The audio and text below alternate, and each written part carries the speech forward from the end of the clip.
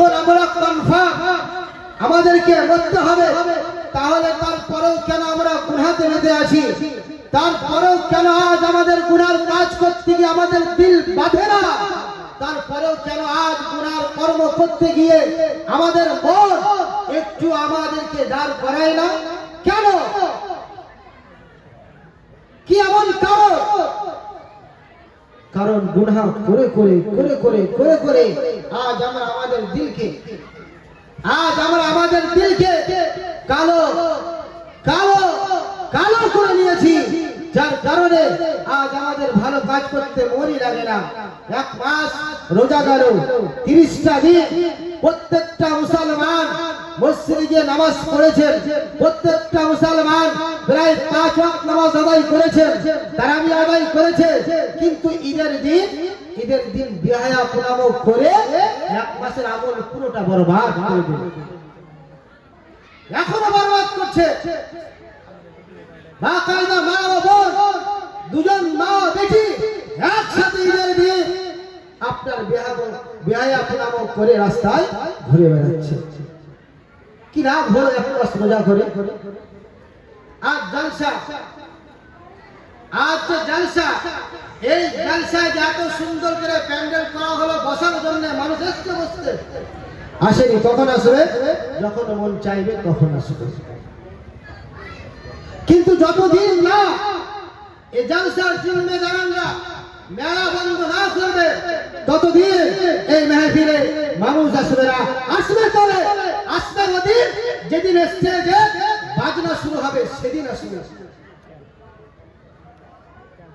আজ আমি আপনাদেরকে বলবো যে হাকিকত কথা, আজ আমি আপনাদেরকে বলবো, দিবে একবার হাত দিয়ে আপনি চিন্তা করুন।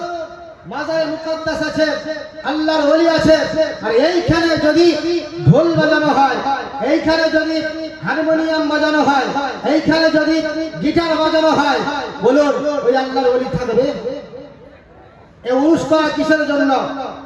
আল্লাহর ওলি উরুস করার উদ্দেশ্য হলো মানে তেনার ফাইজ আজ আমরা অর্জন করবো। আজ আমরা জলসা লাগিয়ে তো একবারে যেমন ডিজে বাজে তেমন বাজনা বাজিয়ে আল্লাহর ওলিকে তো নারাজ করেই দিয়েছি। তিনি আর আমাদেরকে রুহানি ফাইজ দিবে না, কোনদিনও হতে পারে না। কারণ আল্লাহর ওলি হওয়া যাতাই ব্যাপার নয়।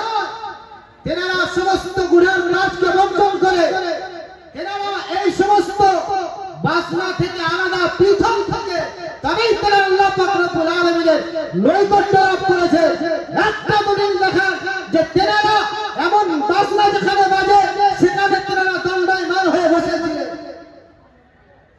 মুআজ্জাজ মুহতারাম সামাইন হাজরাত, আজ সমাজের মধ্যে, আমাদের সমাজের মধ্যে প্রায় জায়গায় এখন কাউবালি সিস্টেম হয়েছে।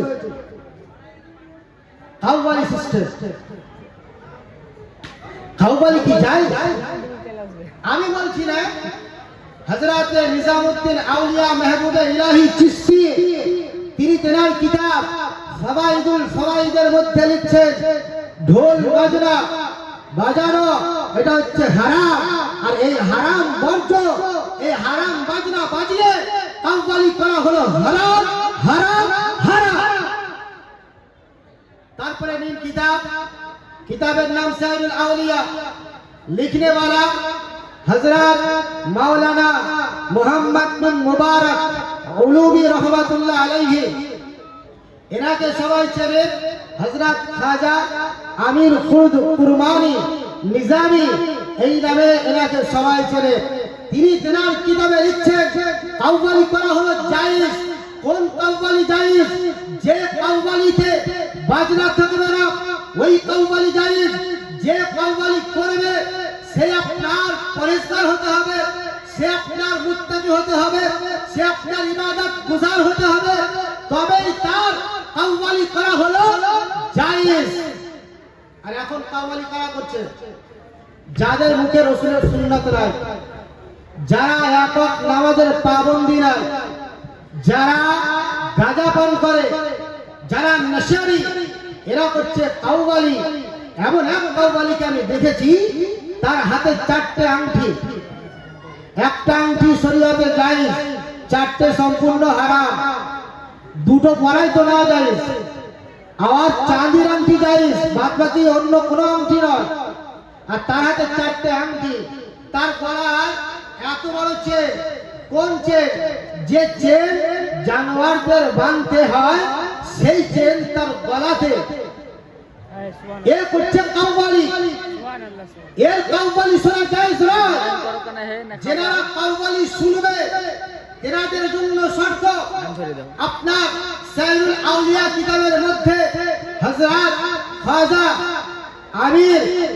খাজা আমির কুরবানী রহমাতুল্লাহ আলাইহি তিনি বলেছেন, যারা কাউবালি শুনবে তারা যেন খোদার ইবাদত থেকে কাফির হলে বলা না হয়, তারা যেন খোদার ইবাদত গুজার হয়।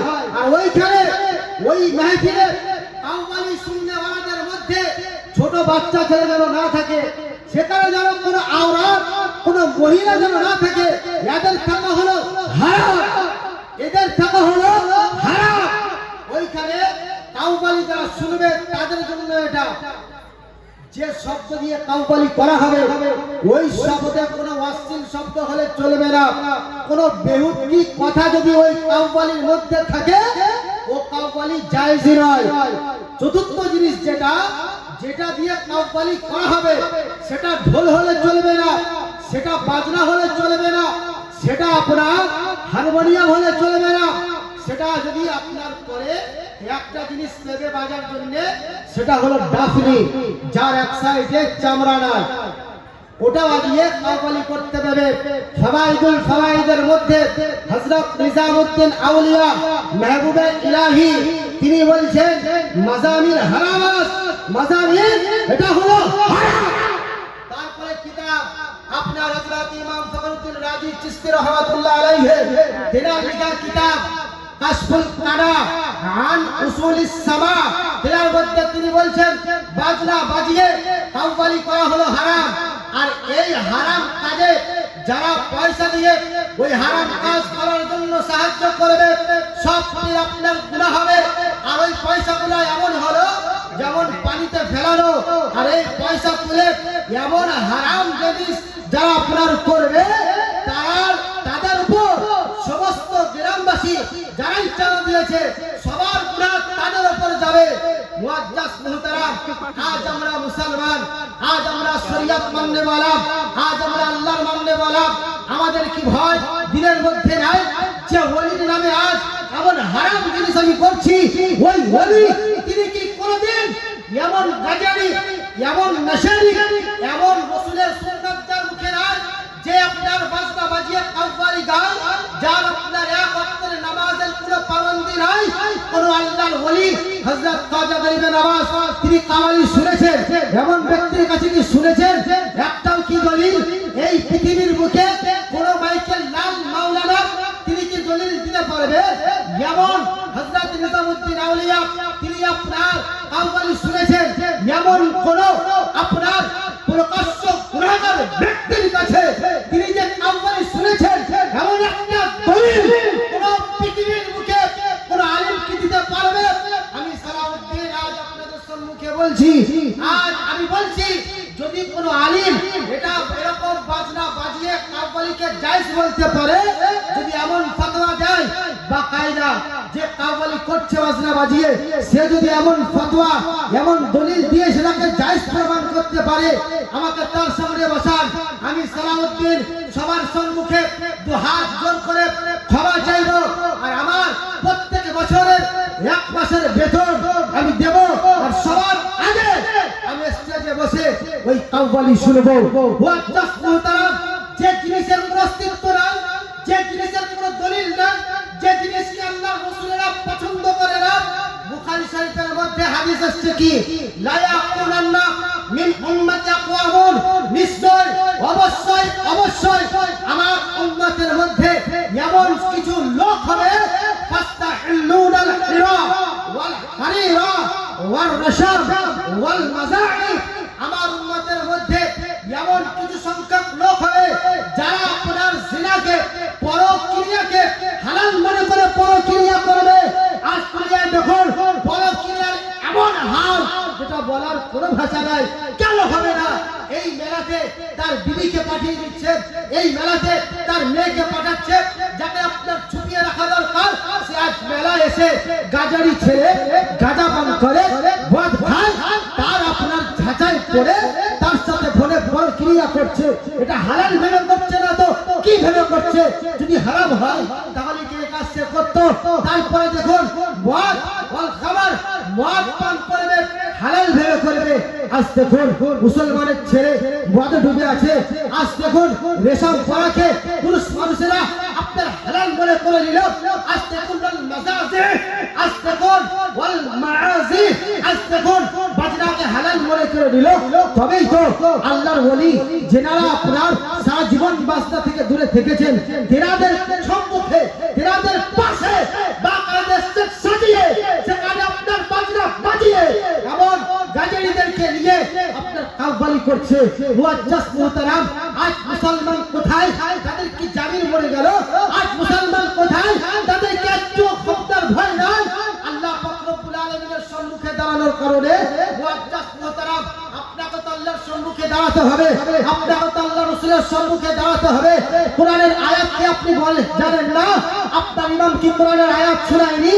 ওয়ালা ইন শাকারতুম লাযিদান্নাকুম, তোমরা আমার যদি শুকরিয়া আদায় করো নিয়ামত পাওয়ার পরে, লাযিদান্নাকুম, আমি তোমাদের নিয়ামতকে বাড়িয়ে দেব।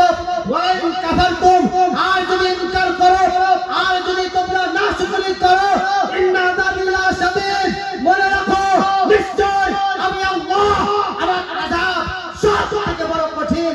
তোমরা কি কোরআন পড়নি? যে কোরআন আমাদের জন্য গাইড বুক, সেই কোরআনের মধ্যে আল্লাহ পাক রব্বুল আলামিন কি বলেছেন? ওয়ালা ইন আল্লাহ পাক রব্বুল আলামিন কি বলেছেন সূরা রহমানের মধ্যে? ওয়ালিমান কাফা মাকাম রাব্বিহি জান্নাতান, যদি আমার কোন বান্দা বান্দি আমার সম্মুখে হাজির হওয়াকে ভয় করে গুনার কাজকে বর্জন করে দেয়, গুনার কাজকে ছেড়ে দেয়, আমি আল্লাহ পাক রব্বুল আলামিন মাকাম রাব্বিহি জান্নাতান, আমি আল্লাহ পাক রব্বুল আলামিন তাকে দুটি জান্নাত দান করব, একটি জান্নাত আদ আর একটি জান্নাত নাঈম। জোরে জোরে বলি সুবহানাল্লাহ। এই সমস্ত হারাম কাজ থেকে বর্জন করুন।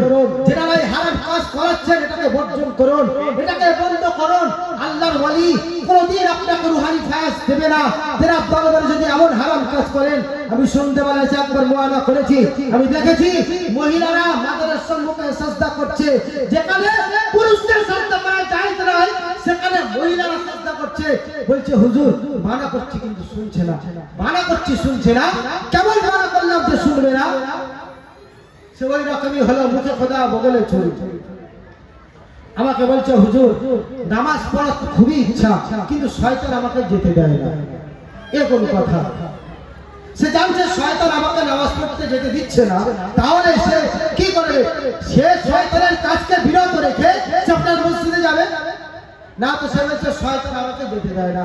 শয়তান পর্যন্ত এইরকম ব্যক্তিকে গালি দেয়, তুই তো আমার থেকেও বড় শয়তান, তুই জানছিস তোকে আমি ভটকাচ্ছি, তুই বুঝতে পারছিস? আরে বুঝতে পারে না, ওয়াসওয়াসাতে ভটকে যায়, ওই ব্যাপার আলাদা। যে বুঝতে পারছে শয়তান আমাকে ভটকাচ্ছে, ও তারপরে সেই কাজটা করছে, আবার বলছে ওকে শয়তান গালি দিবে না তো আমরা গালি দিব? মুআজ্জাজ মুহতারাম, আজ যতই দোয়া করি আমার নিয়তি খারাপ যে আমি এই গুনার কাজটা অবশ্যই করব, তো আজ যত বড়ই বড় সবচেয়ে আলিম আপনার এখানে আপনি নিয়ে আসুন দাওয়াত দিয়ে, লাখ টাকা খরচা করে আনার পরেও যদি আপনি দোয়া করেন যে আল্লাহ এই জলসায় যারা পয়সা দিয়েছে তাদের রুজিতে বরকত দাও, নো চান্স, এই দোয়া কবুল হবে না। হে আল্লাহ এনাদের হায়াতে তুমি বরকত দান করো, নো চান্স, এই দোয়া কবুল হবে না। হে আল্লাহ এনাদের এই মাহফিলকে কবুল করে নাও, নো চান্স, এই দোয়া কবুল হবে না। হে আল্লাহ আপনি এনাদেরকে হেদায়েত দান করুন, এনারা যেন হারাম কাজকে ছেড়ে দিয়ে নেকির কাজ করতে পারে, তার তৌফিক দিন। চান্স আছে, এটা হেদায়েতের দোয়া। গুনাহ বর্জন করার জন্য আপনাকে দোয়া দেওয়া হচ্ছে, দোয়া কবুল হবে। চ্যালেঞ্জ কেউ বলুন এই হারাম কাজটা করবে, এই হারাম কাজ বন্ধ করবে না, পাক্কা নিয়ত আছে, পাক্কা নিয়ত আছে। আর তার জন্য এই দোয়া যদি করা হয় এই দোয়া কোনোদিন কবুল হবে না। আর আমরা জানি সে মাকসাদ জাহিরের উপর ফতোয়া হয়, বাতিলের উপর নয়। জাহিরি কথা বাকায়দা হ্যান্ডেলে ছাপানো হচ্ছে, দেখি এইটা হবে, আবার আবার এইটাকে কি দেওয়া হয়েছে? গান। গানটা কি জায়েজ? গান তো হারাম। এর সাথে সেট করেছে কাওয়ালি গান, বাকায়দা হারাম। এটাকে ছাপিয়ে আপনার এলান করা হচ্ছে এই জিনিসটা হবে, এই হারাম কাজ হবে, আর সেইখানে আপনি দোয়া করবেন এমন দোয়া, এই দোয়া কবুল হবে না। হেদায়েতের দোয়া কবুল হবে, আল্লাহ বর্জন করার তৌফিক দিবে। মুআজ্জাজ মুহতারাম, কারোর উপর তো আমার কোনো দুশমনী নয়, সবাই আমার আপন। আমি আপন মানুষ, যারা ভুল করবে তেনাদেরকে শুধরানোর জন্য বলবো। বললাম ইনশাআল্লাহ তাআলা আল্লাহ আপনাদের বুঝার তৌফিক দান করুক, সঠিক পথ আপনার সঠিক পথ অবলম্বন করার তৌফিক দেন। সকলে বলি আল্লাহুম্মা আমিন। আজ আমাদের এই হালাতের উপর আপনার একটা কবি, তিনি কত সুন্দর ভাবে কি বলছে জানেন? আজকে আমরা সব গ্রামে মুসলমান, কামে তো নাই, একটা আমল নাই, এত কথা বললাম, শরীয়তের ভয় দিলাম, ইন্না আযাবিলা শাদীদ, কুরআন যার শুরুতেই লেখা, এই কিতাবের মধ্যে কোনো ভুল নাই। এই কিতাবের আযাবের কথা বলছি। আল্লাহ বলছে যে আমার আযাব অবশ্যই বহুত কঠিন। তারপরেও দেখুন, মানুষ কি মেলায় যাওয়া বন্ধ করেছে? করেনি। মানুষ কি প্যান্ডেলে আসা ধরেছে? ধরেনি। কেন? এদের জামিনই নাই, এনাদের দিল একেবারেই কালো হয়েছে। ভালো কথা, এনাদের দিলে সাপোর্টই করে না। মৌলভী সাহেবের দোষ। খতম, শেষ করে দিতে হবে। এখন আমরা সব নামে মুসলমান, তাই কবি বলছেন মোরা নামের মুসলমান,